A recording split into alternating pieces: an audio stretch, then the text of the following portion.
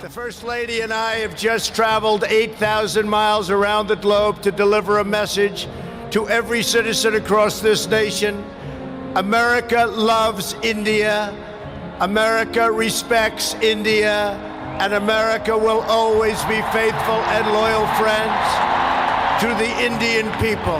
And let our two nations always stand together as powerful defenders of peace and liberty and the hope of a better world for all of humanity.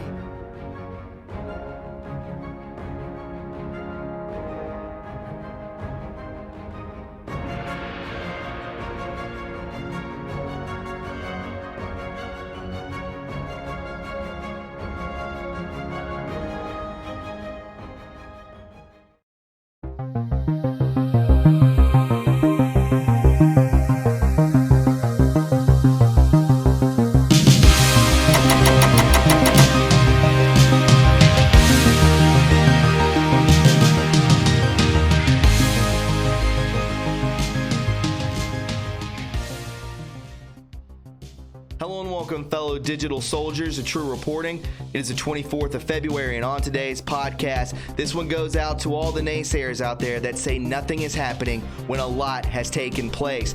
As we can see here, my friends, from NBC News, Harvey Weinstein found guilty of rape, but acquitted of top criminal charges. It doesn't matter about the acquitted, because he is facing up to 25 years in prison, my friends, and riding on his coattails is our good friend Jussie Smollett, or however you pronounce it. At this point, it doesn't even matter, because he has just been indicted on 6 new charges.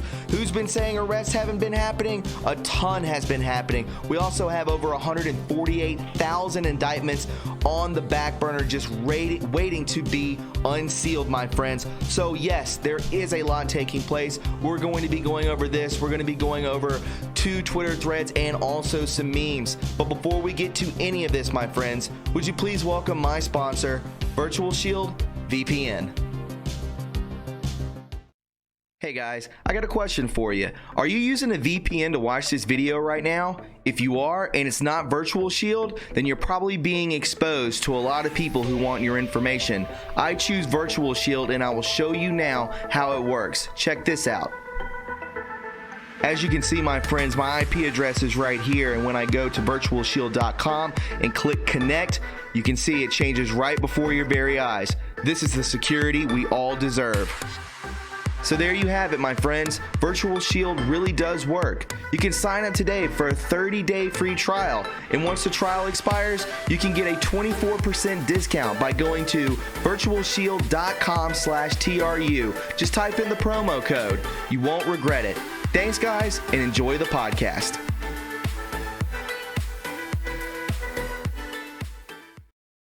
All right, guys, it's good to have you aboard. Before we get into today's podcast, would you please go ahead and subscribe to my backup channel, True Reporting 2.0. We've hit over 12,000 subscribers, so thanks to each and every one of you. Also, guys, would you please go ahead and click the notification bell so when I upload a video or podcast to this channel, you'll be the first to know. And finally, friends, would you please go ahead and click the like button. The more likes that this video receives, the more times it is recommended to other viewers, thus more eyes on the truth. And with that being said, my friends, let's go ahead and hop into it.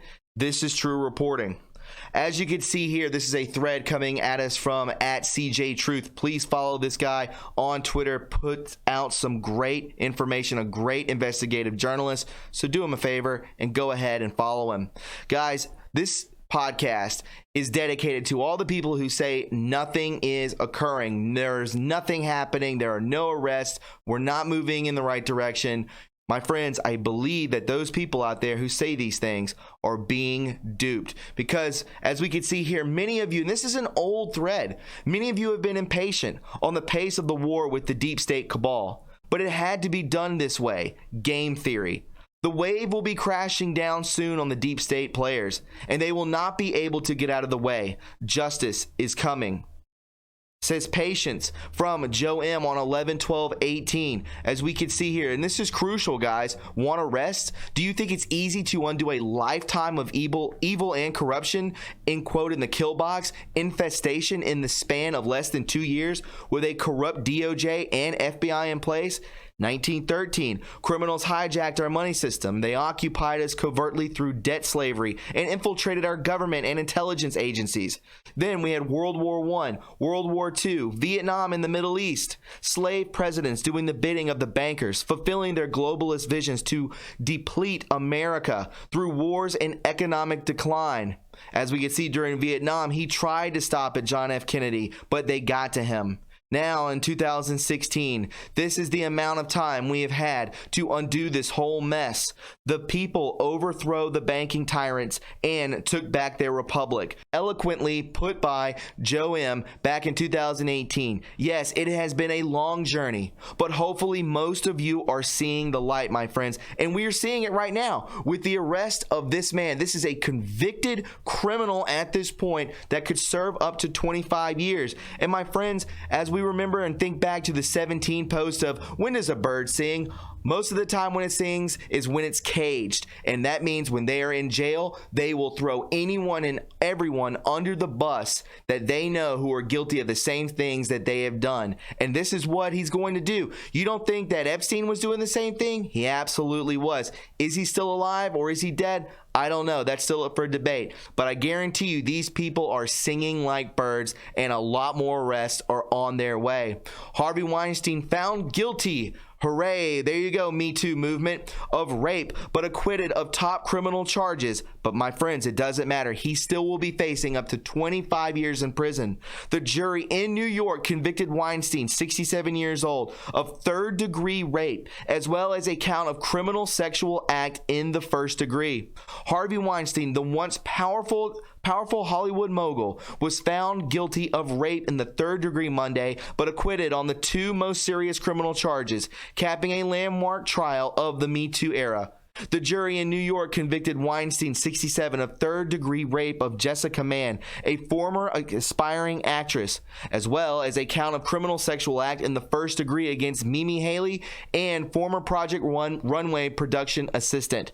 Guys, but the jury found him not guilty on 2 counts of predatory sexual assault, which he each carried a sentence up to a life in prison.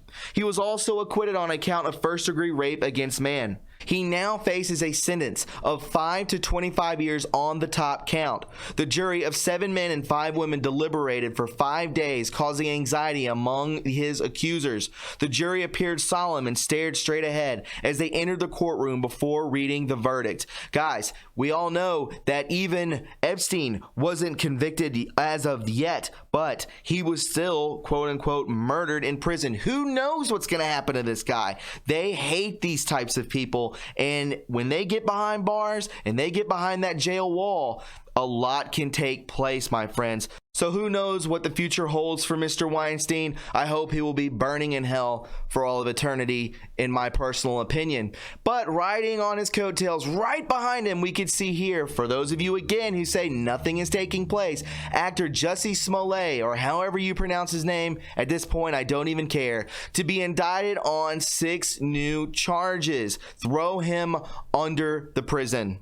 February 24th, television actor Jussie Smollett arraigned Monday on 6-count indictment charges, him with falsely reporting that he was the victim of a racist and homophobic attack near his Chicago home. Justice is being served. Smollett, 37, was expected to plead not guilty to felony charges of disorderly conduct during his appearance in Cook County Circuit Court, a day after Chicago Mayor Lori Lightfoot declared that he should be held accountable for falsely reporting a crime, and I concur. Formerly a cast member of the popular television show Empire, Smollett, who is a black and openly gay man, was indicted this month by a special grand jury that accused him of filing false police reports in connection with a January 2019 incident in which he said he was attacked by 2 white men who looped a noose around his neck and poured bleach on him after taunting him with racial homophobic remarks. Guys, do you understand what is happening right now? All these people who are tied to Jussie Smollett, who are tied to Harvey Weinstein, are going to be investigated. I guarantee you Trump is sending people to these people's houses, if not looking at public records of things that they may or may not have done. Guys, this is huge for the collapsation of Hollywood. It is happening in real time, and these people are going down. Hollywood is dead, my friends. And speaking of people who should be buried under the jail, I would like to show you this. This is coming at us from Front Page Mag. I should deport George Soros as a you-know-what collaborator. As we can see here, and this is a great article, guys. The deportation of a Nazi death camp guard from his residence in Queens, New York in 2018 by ICE was described as the removal of, in quote, the last known Nazi collaborator from the United States. That's not quite true. There's another Nazi collaborator living on Fifth Avenue. He's a billionaire and untouchable because his dubious fortune has been used to finance the Democrat Party, radical leftists, assorted anti-Semites, and opponents of ICE, the agency that should step in to remove the aged Hungarian from the United States. The legal basis for removing Soros is quite clear. The Holtzman Amendment states that, in quote, any alien under the direction of or in association with to any government in any area occupied by the military forces of the Nazi government of Germany, any government established with the assistance of cooperation of the Nazi government of Germany, or any government which was an ally of the Nazi government, it says here, of Germany, ordered, incited, assisted, or otherwise participated in persecution of any person because of race, religion, national origin, or political opinion is inadmissible. It provides grounds for deportation, even retroactively. On 60 Minutes, Soros had admitted working with Hungarian Nazi collaborator to confiscate Jewish property. While he and his flags have since tried to spin that admission, the interview is quite clear. In quote, my understanding is that you went out of this protector of yours who swore that you were his adopted godson, went out, in fact, and helped in the confiscation of property from the Jews. Stephen Croft asked the radical billionaire, and he said, yes, that's right. Yes. Soros admitted, nodding his head. In his biography, Soros, his father, described his son working with the Hungarian Nazi officials to inventory the property of a Jewish person. Soros has made that claim elsewhere. The officials variously named a Bombach or Bombfloss by Soros and his father, both probably fake names, worked for the Hungarian government. This would have been under the Quisling regime of Dome Staste. Horthy, the leader of Hungary for most of World War II, had been an ally of Nazi Germany. But once he saw which way the war was headed, tried to reach a deal with the Allies. In response, Hitler occupied Hungary, removed Horthy, and had him replaced by Stace. While Hungarian Jews had been persecuted under Horthy, the Holocaust really began in Hungary under Stoje. I believe that's how it's pronounced. An official of a government under Stoje would qualify under 2, 3, and 4 of the Holtzman Amendments. Wow. Soros told Adam Smith's Money World, a PBS series, and quote, I actually went with him, and we took possession of these large estates. When Soros originally made these admissions in the 90s, there was little interest in him outside the financial world. As he began using his massive fortune to buy elections and fund lefty groups that are hostile to America, Europe, and Israel, there was renewed interest in his wartime activities. His political allies in the media have vociferously condemned any mention of his collaboration and have worked to rewrite history, claiming that these admissions by Soros were poorly worded and taken out of context, which they weren't. This guy needs to be behind bars, if not put to death. Innumerable fact checks have claimed that Soros was only a frightened little boy hiding out for his life. These fact checks ignore the simple fact that Soros was not, in quote, hiding by going off to participate in confiscation of the estate of a Jewish industrialist. Hiding out meant staying out of sight. Soros never actually stayed out of sight. While with the Nazi collaborator, he hiked and chatted with friends. Why did George Soros actually go to the cornfield estate? Tivador Soros, the billionaire's father, revealed that, in quote, the following week, the kind-hearted Boflis, in an effort to cheer the unhappy lad up, took off with him to the provinces. At the time, he was working in Trans-Danube, west of Budapest, on the model estate of a Jewish aristocrat. Baron Moritz Cornfield said there they were wined and dined by what was left of the staff. George also met several other ministry officials who immediately took a liking to the young man. The alleged godson of Mr. Bothless has even helped with the inventory. Surrounded by good company, he quickly regained his spirits.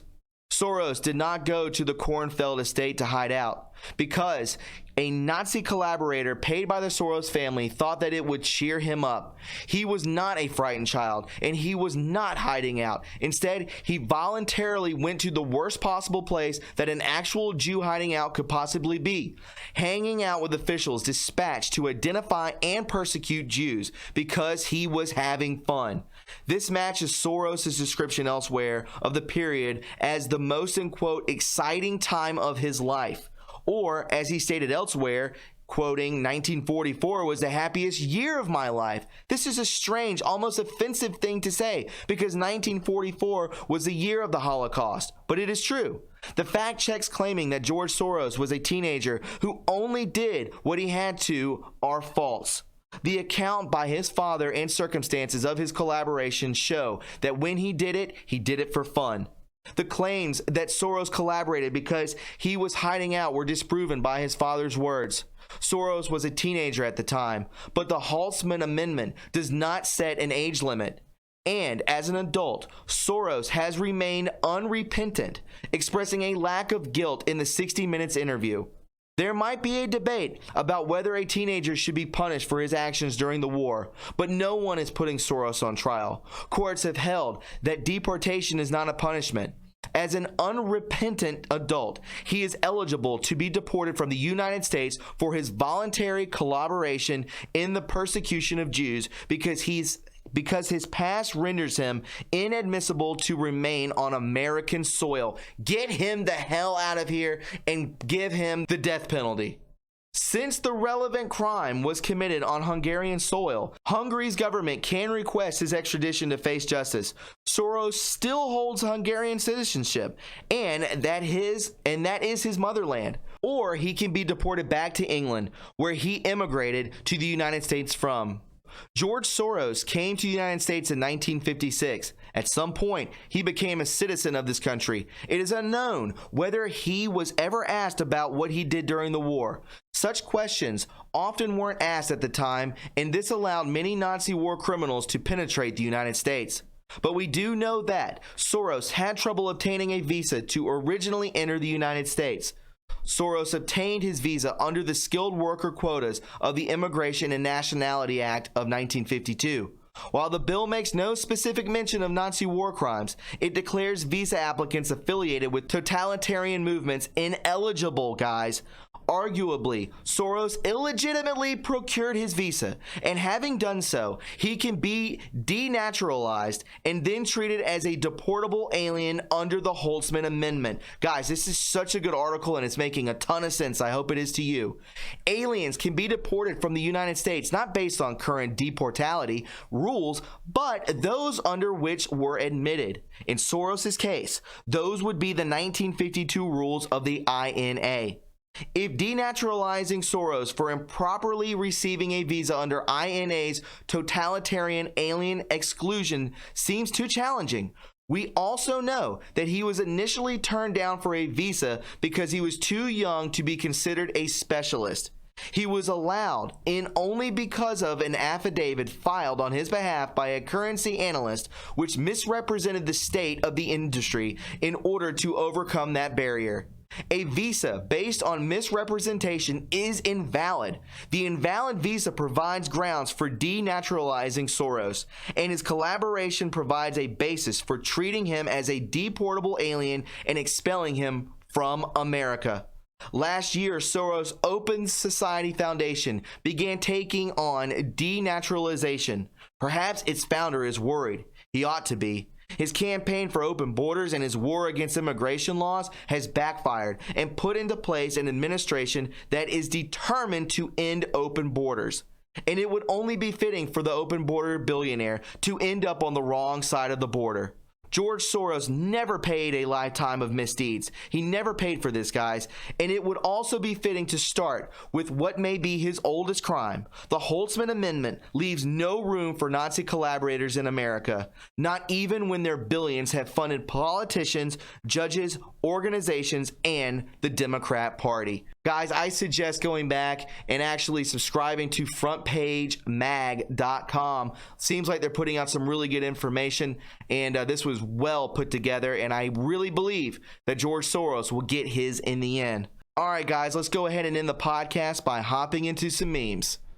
All right, guys, coming at us from Wyatt Austere Deplorable. Please follow this person, Old School 2A. Go ahead and follow him. He says here, shadow government revealed. New World Order vulnerable. Elite occult trafficking exposed. Banking cartel spotlighted. Hollywood illusion shattered. Media empire crumbling. Mass awakening beginning. We're watching the death of the control matrix in real time. I told you at the beginning of this podcast that this is dedicated to the naysayers out there who believe nothing is happening. A lot is taking place, as we can see throughout this podcast. And friends, for the coming days ahead, ask yourself an honest question. Why would a billionaire who has it all, fame, fortune, a warm and loving family, friends, etc., want to endanger himself and his family by becoming the president of the United States? Why would he want to target himself and those he cares about? Does he need money? No. Does he need fame? No. What does he get out of this? Does he want to make the US/world a better place for his family and for those good and decent people who have long been taken advantage of? Perhaps he could not stomach the thought of mass murders occurring to satisfy Moloch. Perhaps he could not stomach the thought of children being kidnapped, drugged, and raped while leaders and law enforcement of the world turn a blind eye. Perhaps he was tired of seeing how certain races, countries were being constantly abused and kept in need, poor, and suffering, all for a specific purpose. Perhaps he could not in good conscience see the world burn. Why hours after the election did 7 people travel to an undisclosed location to hold a very private and highly secured guarded meeting? Why didn't HRC give a concession speech? When was the last time a presidential candidate didn't personally give a concession speech? What happens if the border remains open and the MSM continue to brainwash? At what point do patriots and hardworking men and women become the minority? What about voting machines? Who owns the voting machines? And I believe it's George Soros, my friends, who we covered today. Coincidence? I think not. What about the voter ID laws? Photo ID? When is it necessary and must be presented? Make a list, laugh, reconcile. Would the chances of defeating evil grow less and less with each passing year? Absolutely. What does the red line mean? Why again were the arrests made in Saudi Arabia so very important? What strings were immediately cut? Follow the money. And my friends, tying it all together, when does a bird sing? With the people going to prison right now, as we can see here, Harvey Weinstein has been convicted of rape and is on his way to Rikers Island. From DC to Hollywood, this is the most terrifying sentence the elite establishment has seen since Jeffrey Epstein has been arrested. My friends, a lot is taking place in real time, and we are at the beginning of it. It is going to get very rocky, so make sure that you are there to help those who can't cope with this. Calm down and realize that everything is under control. The military and our president have taken control of matters that would have sent us into a tailspin. God only knows what would have happened if HRC would have gotten into that Oval Office. My friends, if you found this informative and you enjoyed it, please subscribe to my channel. You can follow me on Twitter at TRUreporting, and don't forget to leave a like. Remember, my friends, you can donate to this channel and keep it afloat by going to my PayPal, Patreon. We have a P.O. Box and True Reporting merch. Tonight, a call-in show from 8 to 9 p.m. Eastern Standard Time. I will have the Google whistleblower on, Zach Voorhees. He will be talking about the Kung Flu virus. He has been doing tons of information, and he has been dropping bombs on Twitter. So tonight, my friends, from 8 to 9 p.m., come and hang out with us and learn a lot about what's taking place. There is a reason that this virus is spreading to Iran, Italy, and so many more countries, and we're going to get to the bottom of it tonight from 8 to 9 p.m. I will see you all then. Have a wonderful day. Bye-bye.